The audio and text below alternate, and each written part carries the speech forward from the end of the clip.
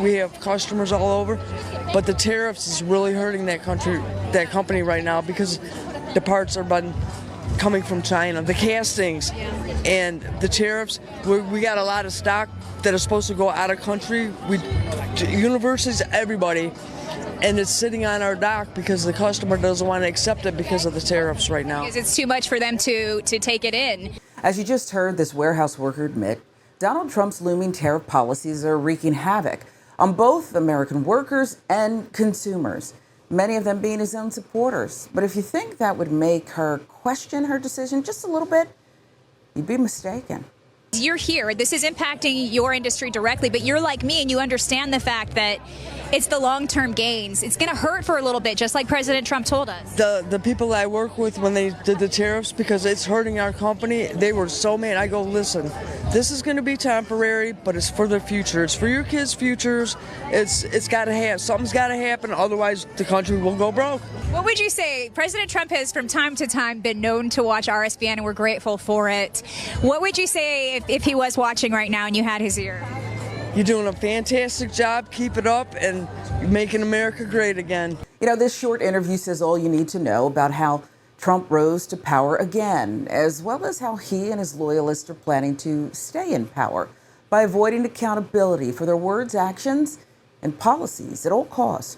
As things stand now, it looks to be working exactly according to plan.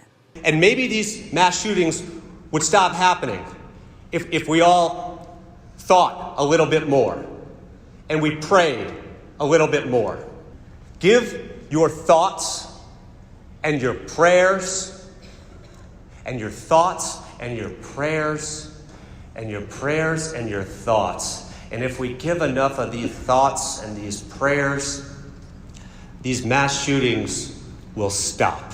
Our Heavenly Father, we'd ask you to bless the people that are out there with their minds in the wrong place and change it and make them be law-abiding citizens and save lives. Okay, so that was a prayer, and then we'll do one thought real quick.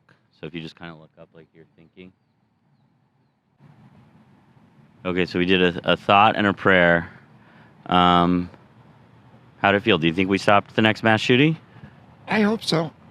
I hope so. But do you really think we did?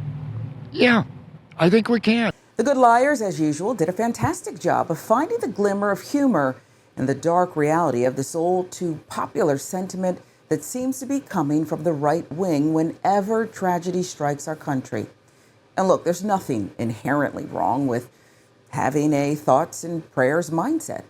But when you've been given power by the American people to actually do something, to protect lives, to improve outcomes, relying only on thoughts and prayers isn't just inadequate, it's irresponsible.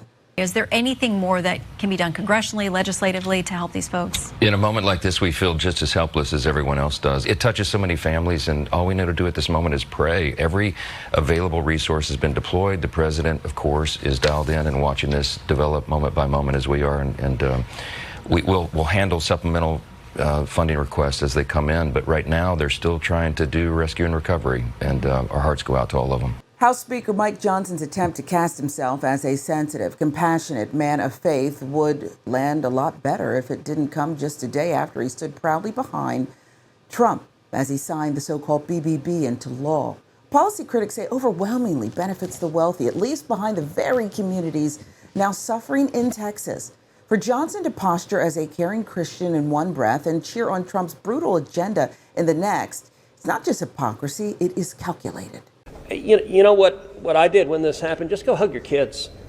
Because I got to tell you, I hugged my girls with tears in my eyes, because every one of us who's a parent, there but for the grace of God go I. And nothing will fill the void in these moms and dads' hearts, but they'll make it through it.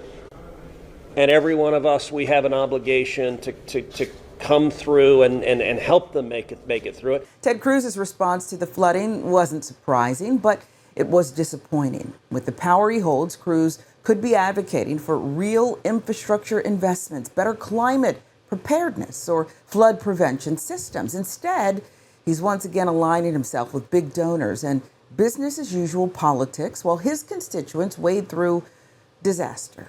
Know that President Trump is absolutely heartbroken by what has happened here in Texas, and the loss of life is absolutely devastating to him and Melania. This morning I talked with him several times, and he wanted to make sure that all of you know how much he loves Texas, how much he's grieving for your families that have lost someone and the beautiful children that we're still looking for and hoping to return to their families, and that he is absolutely committed to using all the resources of the federal government to help unify families, rescue all those that were still missing, and return those who maybe we will recover back to their families as soon as possible. Sending Kristi Noem, not Trump, to survey the damage and deliver remarks feels like more than a scheduling decision. It's optics.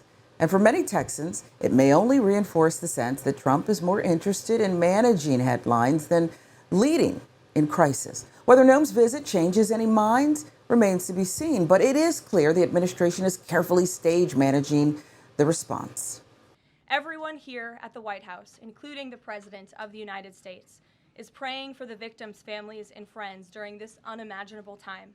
Unfortunately, in the wake of this once-in-a-generation natural disaster, we have seen many falsehoods pushed by Democrats such as Senator Chuck Schumer and some members of the media.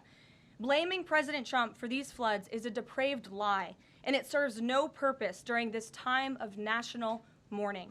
To any person who has deliberately lied about these facts surrounding this catastrophic event, you should be deeply ashamed. At this time, the administration's focus will be giving the victims and their communities the support they deserve during these recovery efforts in this tragic time. May God bless the great people of Texas, especially the parents who have lost their children. President Trump loves you. We are praying for you, and he will be traveling to see you later this week. Moving along to some further scheduling announcements. Tonight, President Trump will host the Prime Minister of Israel, Benjamin Netanyahu, for dinner, where they will discuss the positive developments taking place in the Middle East region. I know there has been some concern about the timing of the alerts, knowing that they did go out, but the warnings coming out in the wee hours, so while many people were likely sleeping. Can you share just details what you know about why those warnings were sent while people were likely sleeping, and then what the administration is doing to ensure that these alerts come out sooner? Well, the alerts imminently were sent out before the flood when people were sleeping, because the flood hit in the very early hours of the morning. So people were sleeping in the middle of the night when this flood came. That was an act of God. It's not the administration's fault that the flood hit when it did. But there were early and consistent warnings. And again, the National Weather Service did its job. Things are still developing. We should not blindly accept, though, Carolyn Leavitt's version of events or the Trump administration's as the definitive truth. Questions need to be asked and answers had. Blaming God for the devastation and then pointing fingers at the victims for not responding to emergency alerts doesn't exactly reflect leadership in a crisis. It's the kind of response that critics say deflects responsibility instead of meeting the moment.